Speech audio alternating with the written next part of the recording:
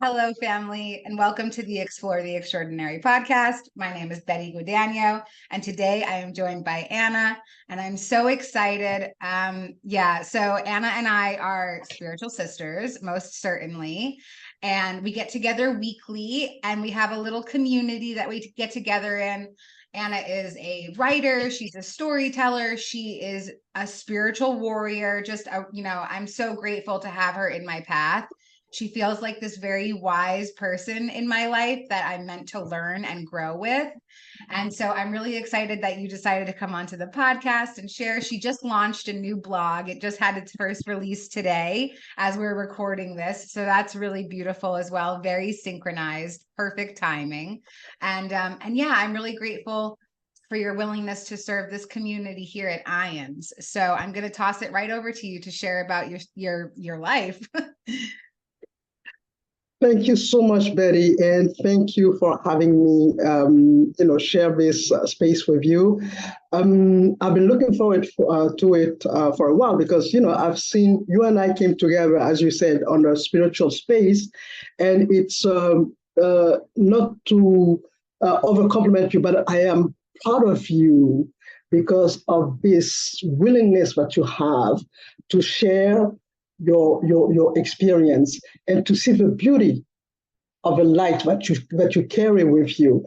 I'm in awe, and as I keep telling you, I think that you've been put here for a purpose, and for me, from my perspective, you are truly fulfilling that purpose. So thank you for having me. That said, as you said, my name is Anna. I am originally from West Africa, Mali, and I'll tell you, this detail is important because I think that everything what I do is basically kind of has some footprint or blueprint from Mali, from that culture, because it's the culture and the wisdom and the philosophy of life that basically helped me find my way. About 30 years ago, I came to the US. Thinking, with my, in the luggage, I had my vision of what the American dream was going to be for me and what life was going to be for me. Fast forward, I did, jobs. I was a babysitter, and then I did many, many different jobs. I got taken advantage of in some instances. There was a time where basically in New York City, all I had for my meal a day was a cup of coffee and a bagel. And so basically, I reached my breaking point because spirituality during that time of hustle wasn't really part of my daily journey. It was more like, okay, this is what I need. This is plan A. And if plan A doesn't work, this is plan B. And then there's a plan C, and then there's a plan D. And then after exhausting all the plans that I could come up with in terms of having the material comfort that I felt was going to make me happy, I came to a halt. I came to a really screeching halt. And that halt basically was when I was like, what am I doing? What's going on with me? Why am I struggling so much?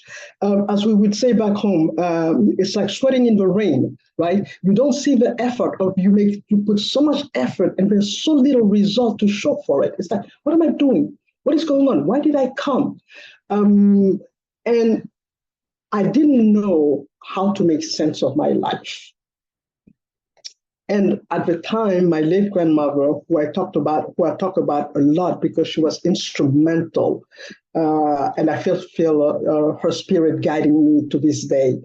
I call her, and I'm like, my pity party. Oh, life is tough, and no, nothing is right, and I don't know why I can't. It's like, and instead of like saying, oh yeah, I know, I'm going to keep praying for you, my grandmother was like, listen, life is not tough. You're hard on life. That's why life is hard on you.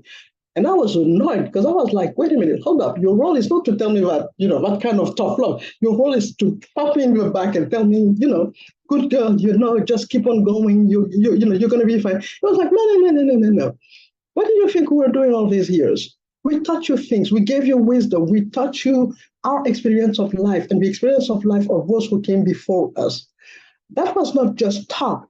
Those were the seeds that we planted in you hoping that with your own experience of life, you were going to pull them and use them to help you. Lean on those teachings to find meaning in what you're doing. Lean on this teaching to kind of guide you through, life. And you say you pray, but how do you pray? What is God to you? Until you have the answers to certain questions as to why are you pursuing the things that you're pursuing. Because basically, she said, pursuit has two purposes. One, to find wealth, and two, to find yourself. So which one are you after? And I'm like, how dare I had this, there was free conversation going on that day. My grandmother giving me tough love. My internal conversation going, how dare you? What do you mean? And then, because fear of the elder, even though we are oceans away, there are certain things that you're not going to say. Going, You're not helping today. I don't know why I called you. And finally, the dialogue, the question that she kept asking me. So why are you pursuing the things that you're pursuing? What do you think these are going to give you? The second thing is what the thorn can only come out from the way it entered. And when you don't know where you're going, go back to where you come from, for who you were began where you were. And I'm like, you want me to? And she said, okay, you're going to stay still. You have tried so many things. By that time, I think I had tried every book that I could find on positive thinking and how to have the best life and how to live your best life and how to live the best of everything except the best of Anna. And none of them really worked long term. And so she told me, you have looked enough. It's time for you to look inside. And this basically, by just saying that, asking me to stay still, asking to listen to the voice in my gut, because I didn't know at that time that I had a voice in my gut, because for years it had been muffled by the notions in my head. Sit down, listen to the voice in your heart, not the explanation that your head is going to provide you of a justification. Listen to your gut, because you'll never be wrong. That knows you better than you know yourself. And it meant two things that I wasn't willing to do, but I had to do: giving up control and admitting that I, Anna, didn't know shit. So you can imagine, I didn't know shit. I thought I knew, but hey, I didn't know shit. So it was a humbling experience, but ended up being the most transformative, fulfilling, painful, and predictable experience. Because with the first question, when you don't know where you're going, go back to where you come from, because who you are began where you were. Initially, I thought that it was like, okay, go back, remember your past and what happened and blah, blah, blah. No, it wasn't about that. It was going back to the past, letting the past come back to me to kind of reveal what event and circumstances had shaped me and made me build tools that were going to constrict me.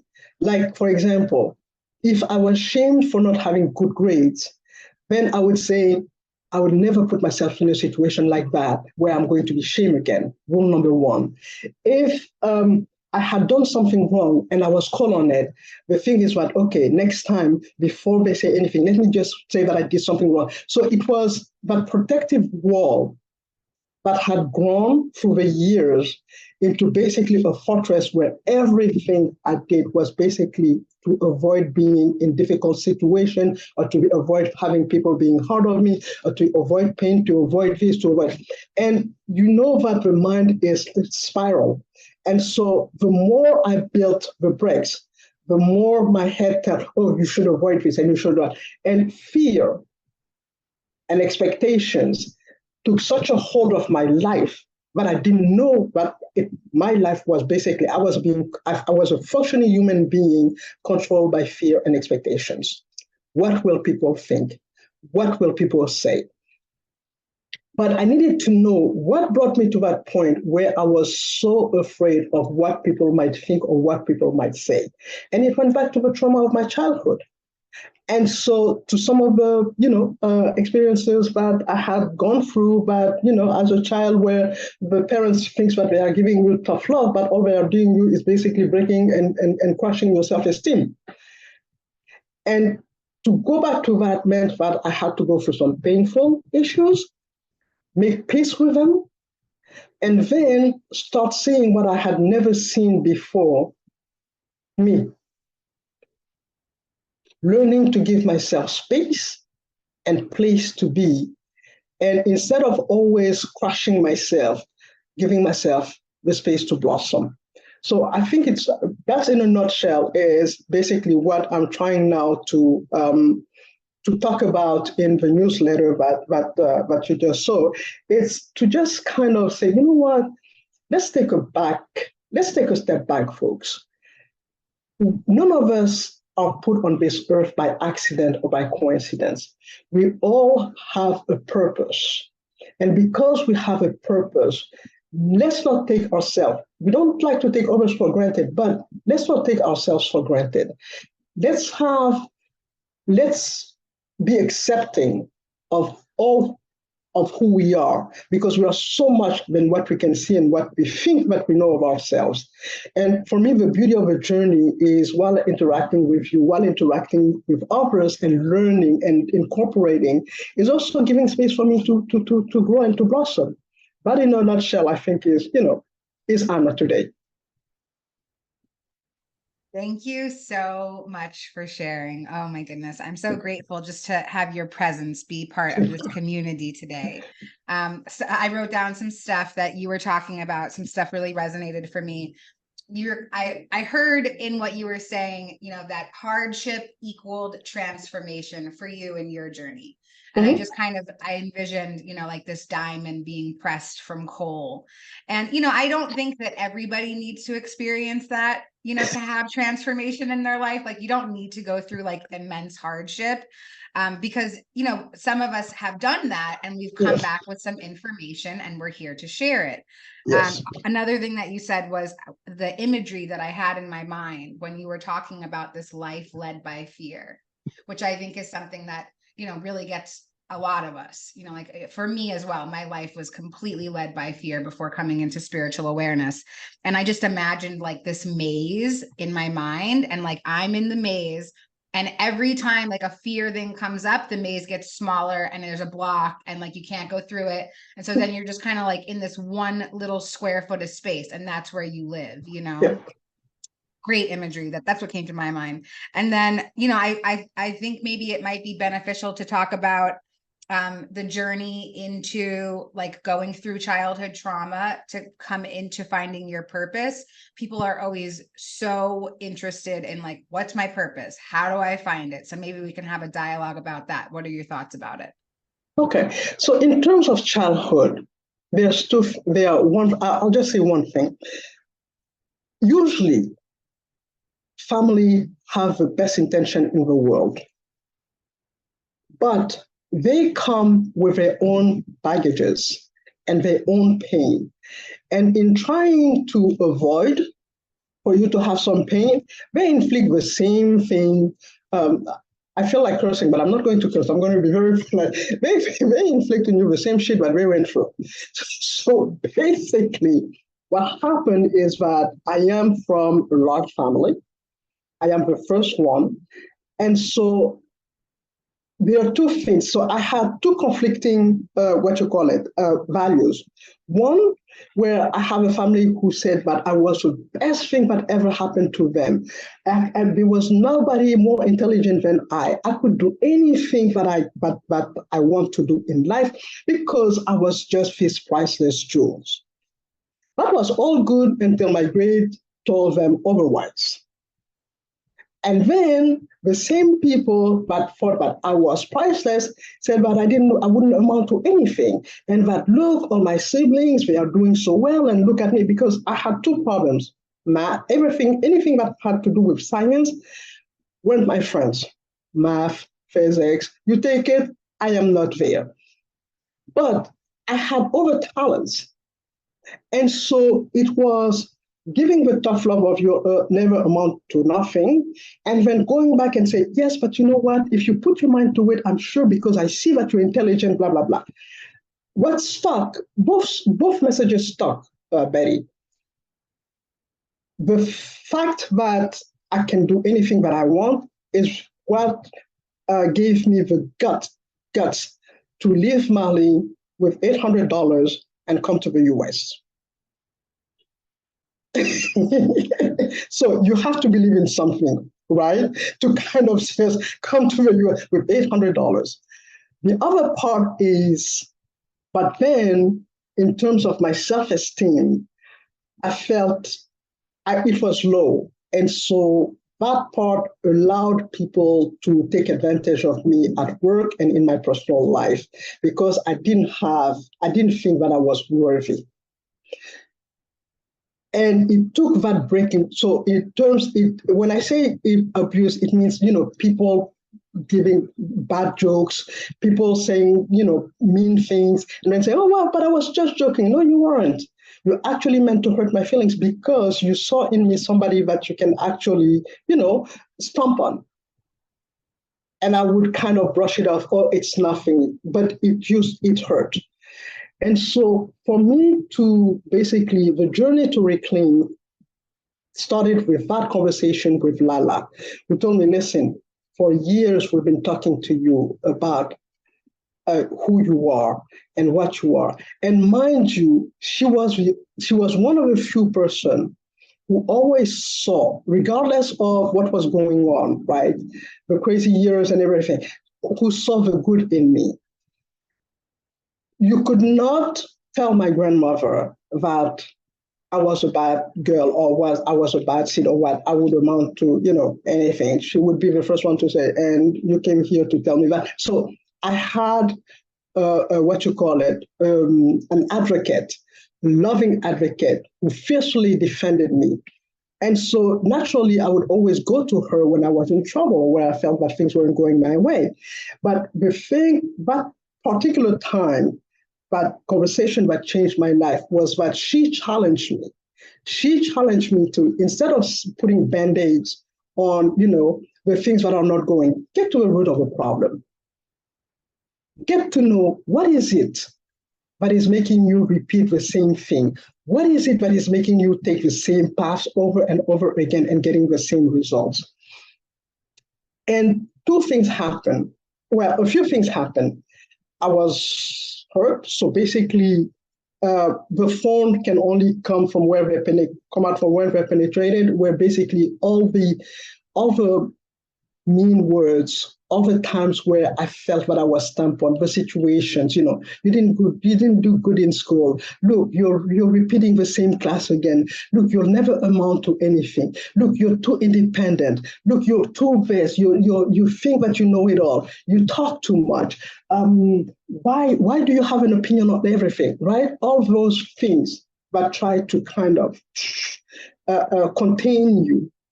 Because people felt that in a traditional society that you were too free, you were too oh la la, and so it was that. And then why do you do the things? So to prove myself to them that I was worthy of their love, I had built that image of I'm going to come to the US and prove them wrong, and when the US proved me wrong, right? But then that also made me ask the question, why do I want the things that I want? Are these the things that are going to make me happy? And come to the realization that basically the entire plan of coming here, except for coming here, because New York is a melting pot of all nationality and religion, and you can really you get a chance to explore without the family eyes of the people who know you. You get a chance. The anonymity is what I craved, to search and find what is it that I'm about. And so once I realized that everything that I wanted to do was basically to prove something wrong, then the question became, okay, then what do you want? And also, one of the things that it brought all but my grandmother asked me is like, okay, so you say you pray, you say you believe in God. Why? What is God for you? Why do you believe? Why are you Muslim? And it was, hey, I'm Muslim because you taught me to be Muslim. That's not good enough. You were born in a Muslim family, but did you choose? Are you choosing to be Muslim? And if you're choosing to be Muslim, why? And so that was another thing because at that time I wasn't praying. I had left God alone because he was like, listen, I prayed. You're not answering my prayer, so see you. And it was, oh, maybe I should be a Buddhist, or maybe I can be a Catholic. But the possibilities were there. And then I had a conversation with one of my cousin who said, listen, before you convert, why don't you find out what Islam is really about? And he gave me some books to read along with the Quran. And he said, don't just read the Quran, but read also others' books. And that's how I was introduced to the Sufi. Because basically, Sufism is the metaphysic part of Islam. It's a part where you sit down, you meditate, and where poetry and music are all incorporated because they are all worshiping. It's a way of worshiping God. And so little by little, after I read some of Rumi's, then I read some of the authors, Martin Links, and other people. I like what I read. I like the fact that basically God created us out of love, and that I didn't need to pray 5 times a day to have a conversation with God. It's good if I can, but God is not going to look at that. God is going to look at the purity of my soul or where I am. And I'm going to add something that I just love, Betty. I came across a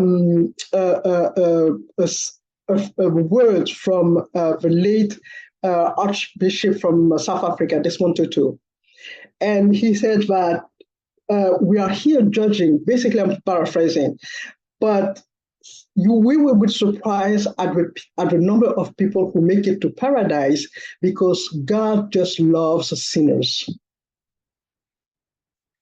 And to me, that means, and it resonated with me because it means that, you know what, let's not worry so much about the things that we do wrong. Work on the intent, work on the intention, work on you understanding why you do things. Right? And so by reading these books, slowly, I kind of felt comfortable with Islam. And the reason what made me embrace it is basically, believe it or not, the fact that I have to pray 5 times a day. Because if you look at it, I pray at dawn, I pray at 1, I pray around late in the afternoon, then when sundown, and then before I go to sleep. Every prayer takes about 5 minutes, no more. But for me, it's not, it has become a space of just respite. For 5 minutes out of your 24 hours, you sit down, you forget about the world, and you have a conversation with the Almighty, just for 5 minutes. It's, for me, it replenishes, it puts things in perspective. If I'm worried about something for 5 minutes, I stop worrying about it because I have to focus on what I'm saying to the Almighty. If I'm angry about something, I have to kind of, sit down and say, listen, I'm angry about this. You need to give me some guidance here. And that's really how I do it, right? If I'm puzzled about something, or if I'm not sure what direction to take about, and I'm like, listen, you need to talk to me. You need to show me, where am I supposed to go with this? And it never fails. It never fails. Or when I feel grateful, like at this moment, when, and then I'll go and I say, you did good, thank you. But because I don't think that, and you see that in the Sufis writing, there's no one way or another way to talk to God. The one who created us, whether you call it oneness, whatever you choose to call it, the creator, knows us from before conception to basically the time where we're going to leave that body. What is it that we're going to do that's going to say, oh my gosh, this is a surprise? What is it that we can possibly do or say where God is going to say, oh my gosh, what a surprise. I didn't see that coming. What? And so if you know that the one who has molded you, who has breathed life into you, knows you better than you will ever get to know yourself. What is it that you're going to do that God is not going to understand, or God is not going to give you redemption or forgiveness for? I think we are constrained because of the eyes of others. Those who look at us and say, oh, but what? What did you do? And we are so, we are so, what you call it, prompt to judge without understanding, without knowing that each one of us is so much more profound than we can ever fathom. And the challenges, some of the challenges that we get through, basically get to uncover that mysteries. You don't know how much you can take in, or you can or you can, how resilient you are until you're pushed to the limits that you know. And then you find a way to survive. If you look at the state of the world today and some of the atrocities that are going on, you have to wonder, at least I wonder, how do people survive? How do people still wake up in the morning and, despite the war and everything that is going on, find the will to go on?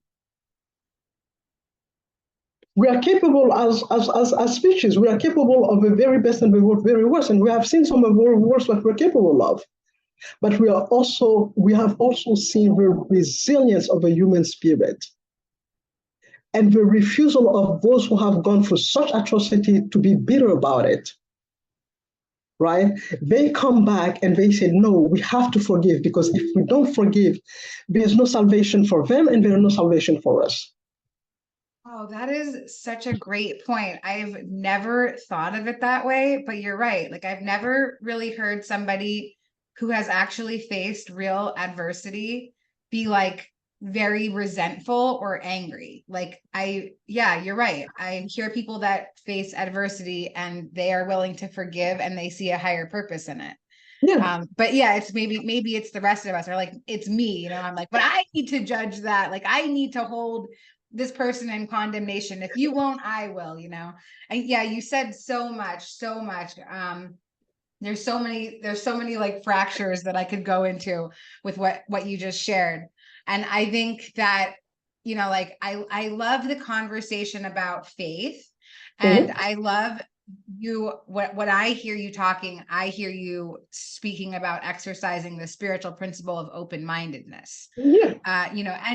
And I also hear like that longing for community, like, even when you thought that you were going to leave the faith that you were born into, you still made like a conscious decision that you wanted to be part of another faith. And to me, that kind of equals community. So maybe we'll just share a little bit about how we know each other and the community that we're a part of. So Anna and I both study the Baha'i faith. We're not Baha'is, which is a really cool thing about that faith, is that you don't have to be a member of the faith to study it. And so when I get to, and a lot of the people in our group are not necessarily Baha'is, but we do all practice the spiritual principle of open-mindedness, and we get together weekly and we read scripture and we talk about how to, like, how we interpret it. And it's such a beautiful community of people, actually we're getting ready to go to a devotional right now. And I was making muffins like before we recorded this. Yes. And I was thinking to myself, wow, I am so grateful that this is what I'm doing with my Sunday morning. that I'm going to go hang out with people that I truly love and respect. And we're going to get together in a space of love and community.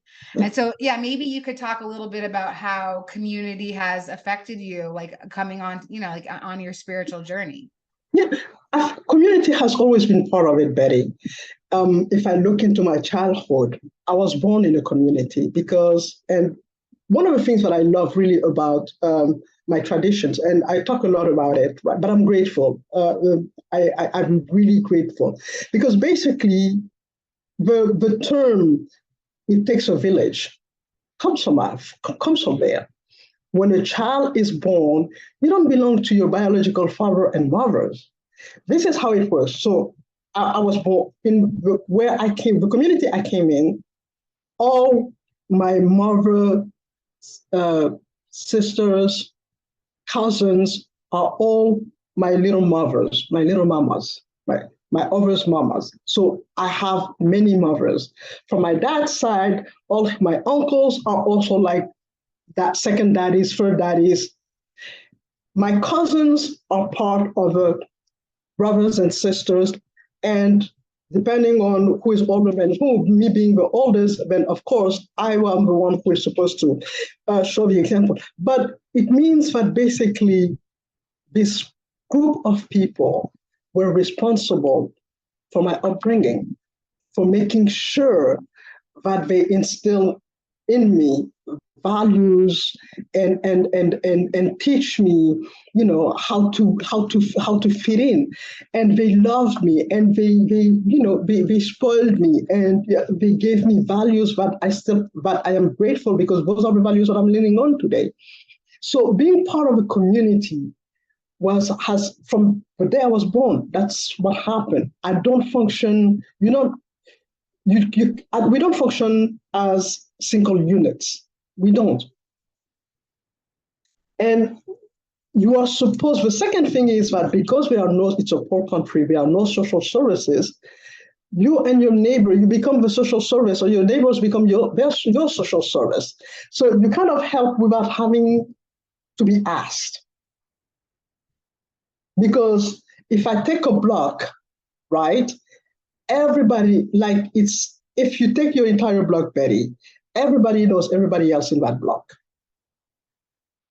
And so if somebody doesn't see one neighbor, even if the neighbor is at the end of the block, we're going to start asking questions. Listen, is he okay? Is she okay? Somebody should go check. But that doesn't prevent us from gossiping, right? Like, no, let's be real about it, right? That doesn't prevent us from gossiping. Yeah, did you see the wife he brought her here, or did you see the children? That doesn't. No. It's part of community. We need to gossip about each other, but not in a mean way. Okay, the thing of not backbiting, that came later on when I became really spiritual about things. But otherwise, I had my field days of listen. The community, it's like, And then when I came here, I needed a community, especially when I started really being spiritual. It's good to talk to God, but it's also good to talk to people. it's that exchange, because maybe I'm just going to add this. People might not know this about Islam, but in the Sufi, you are supposed to seek knowledge wherever it is. And so that openness of seeing truth in Christianity, seeing truth in Buddhism, or incorporating words of a Baha'i faith is part of being a person of faith. It's part of being whatever you want to call yourself. Because if you look at it, the Creator, and when I go back to my faith, the Creator preceded religion. There was a Creator first, and faith doesn't require you to be part of any religion. That personal conversation, that personal life that you have going on with the divine doesn't require you to be anything except you. So that said, the reason why we met is that I was looking for a community where basically I could start talking about faith. because not everybody, and I was mindful and aware and mindful of that, but not everybody wants to talk about faith. People don't necessarily feel comfortable, and especially when you say Muslim, you add another layer of stigma there. But I am, and I do it on purpose. I am a Muslim, but nobody expects to be Muslim because my head is not covered. I am like, I feel I'm hip. But that's Progressive Muslim, definitely. And so I found meaningful conversations because that's her thing. And I'm like, I need that. And I went and I never came back, basically, because it was an open space where I felt safe to not only learn about the Baha'i faith and teachings, but there was an openness that allowed me to also share what I had learned along the way and my own experience. And we've been there for a minute now, right? You and I. It's been years. Well, you were there before me, but definitely. And I love what you're saying. I really feel, and I'm just going to advocate because we're on IANDS podcast that, at IANDS, we have a spiritual community. We have virtual sharing groups. We meet every Sunday and Thursday. So if you're looking for spiritual community, there's a link in the bottom of these liner notes. I'll try to attach a little link above me. So, because I hear this all the time, whenever I get a chance to talk about community or when I interview somebody about community, people are always reaching out to me like, how do I find my tribe? How do I find my people? And it's just about, like putting yourself in situations where you're open to finding them, Absolutely. I think the way that I found meaningful conversations, which is the initiative by the Baha'i Faith to bring together community and have conversations. I just looked on Eventbrite for like spiritual groups, and then I found it. And as soon as I got there, I knew that I knew that it was for me. And I think that feeling is such a great one when you just have that deep internal knowing. And for me, you talked about conversations with God and having conversations with other people as well. And in the beginning of my own spiritual journey, it was very easy for me to isolate because I thought, oh, well, I'm talking to God, I'm talking to angels, I got my spirit guides, I don't need any of these people, right? Like, and I kept creating this narrative, like, I don't like people, I don't get along with people don't understand me. And so that was my reality. That's what was reflected back to me. People didn't understand me, and I didn't want to be around anybody. And then I switched it, and I thought, you know what? If God can talk to me, if I can connect with angels and guides, then who's to say that those angels and guides can't go into other people? And, like, that's how I feel when I get to connect with Anna and with the other people in our community. I think these are my spirit guides. They just manifested into physical people for the time that we get to be around each other. I'm going to share with you, when you talk about God and the angel, my own experience is that in the beginning, when I first thought I was a Muslim, because I thought I was a Muslim, but I really wasn't. It was more about the dogma. And so I think it was God of fear, like you pray God because, it's like if you don't pray, you're in trouble. And if you don't. And then as that understanding evolved and became a conversation, then my inner perception or my sensitivity heightened. And I have experienced, believe it or not, what the parallel world, like literally, my mother, even though she passed away, come to me and say, don't do that. Like I actually receive guidance from them. And it's whether I'm making whatever decision is it that I'm making, or whatever things that is it that I want to do. It's not that I get warning signs. It's that I will get the guidance that said from my mother, especially my mother, will say, no, Anna, don't get into that. It's not good for you. And it was okay, well, and the next morning it's like, okay, well, I guess I'm not doing this. So I think that to kind of go into I agree with what you're saying. I think the more you get into it, the more you also, your senses heighten and you get to experience the presence of those some of those who are gone, because I do get that sense.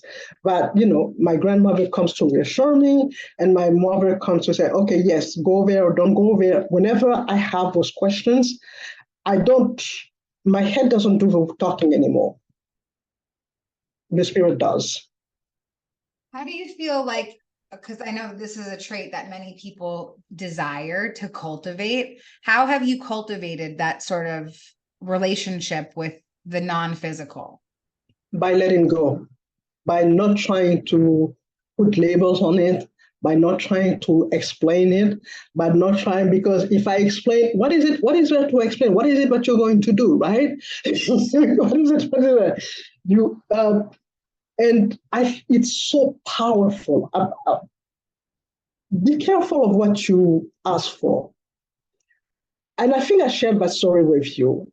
I came to a point where I was praying, and I was having this conversation with God, and I was feeling pretty good. And I said, guide me. I don't want to make any decision anymore without you being my guide.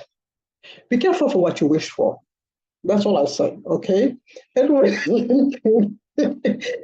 And from that moment on, I'm not kidding you, I had this overwhelming feeling or this emotion, overwhelming state where basically whatever was left of control evaporated, and I just knew that I was in good hands.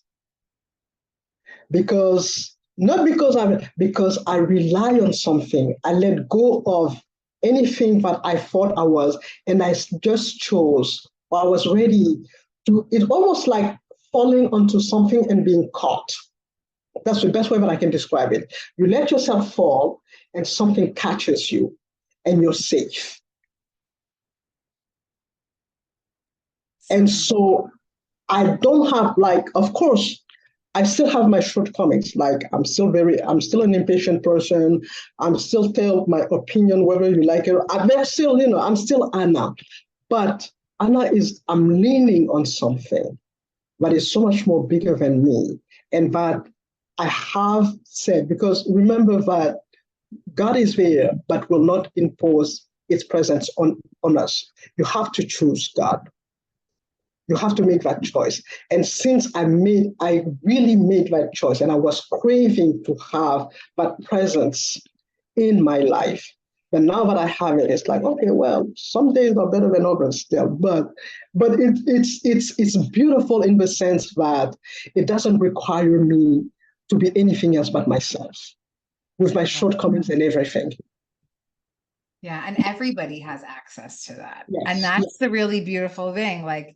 Absolutely. No more special than anybody else. We are all infinitely special, and definitely all have access to that. And yes. I'm so grateful for your willingness to come and share with the community. I want to ask if there's anything else that you would like to share to feel more complete about our time together today. Well, listen, first and foremost, thank you for having me. I love sharing. And so I just maybe ask whoever is listening, be kind to yourself. Seriously, the amount of work, you have done so much to get to where you are. Appreciate what you have accomplished so far.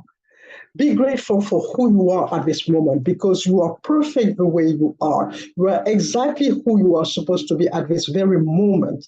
You give yourself the freedom to choose and be whoever you want to be, with no explanation, no apologies. You don't need any explanation to anybody, and no apologies, as long as you are content with who you are. And if you are not, find the ways that are good for you to dig in and kind of find out what is it that you're about and what is it that you want to accomplish, right?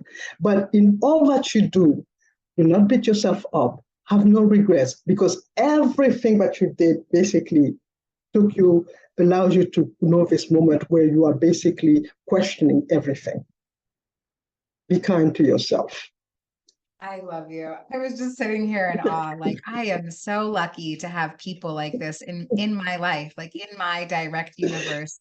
And I thank you so much again for your Thank willingness you. and for your words.